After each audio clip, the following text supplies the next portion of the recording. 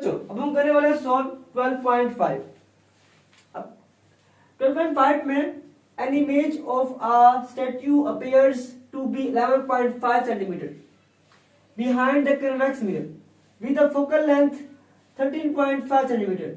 Find the distance from the statue to the mirror. एक convex mirror की focal length 13.5 centimeter है। इसके सामने रखे हुए मुजस्मे की इमेज मिरर के पीछे 11.5 सेंटीमीटर पर दिखाई देती है। मुजस्मे का मिरर से फासला मालूम करें। हमने इसका फासला p मालूम करना है। आपके पास q भी है, मिरर के पीछे है तो नेगेटिव लेंगे हम यहाँ पे, ठीक है बच्चों। तो आपके पास फोकल लेंथ भी है बड़ा 13.5 सेंटीमीटर। हमने p फाइंड करना है, फार्मूला ये इस्तेमाल करेंगे हम बच्चों। करते हैं फार्मूला को, हम इसकी तरफ कैलकुलेट करते हैं 1 ओवर, हमने p फाइंड करना तो 1 over p is equal to 1 over f minus 1 over q, ठीक है बच्चों।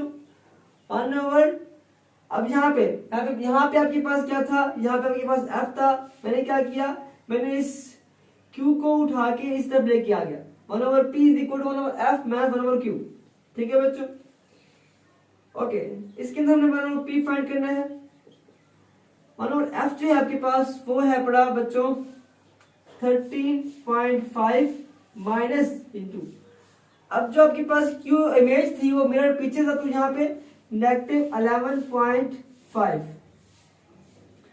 ये नेगेटिव बच्चों, इस नेगेटिव से करके जरब तो आपके पास यहाँ पे 1 ओवर p जो आपके पास आ जाएगा वो आ जाएगा बच्चों 1 ओवर 13.5 प्लस 1 ओवर 11.5, ठीक है बच्चों।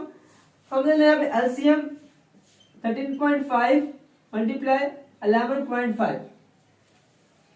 जब हम एलसीएम लेंगे तो आपके पास 13.5 जो होगा 13.5 से कैंसिल आउट, 11.5 ऊपर बचेगा।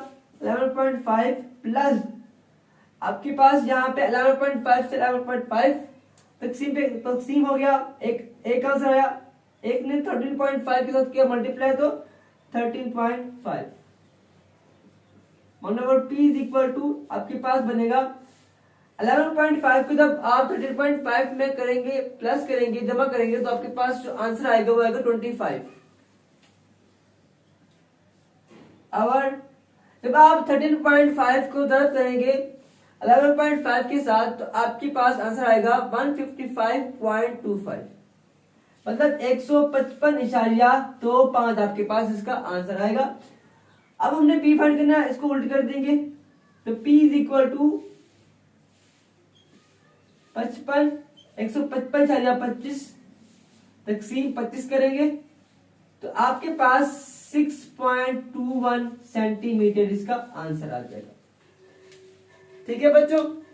अब इधर किताब के अंदर आंसर है 77.21, वो आंसर सही नहीं है, वो आंसर करेक्ट नहीं है।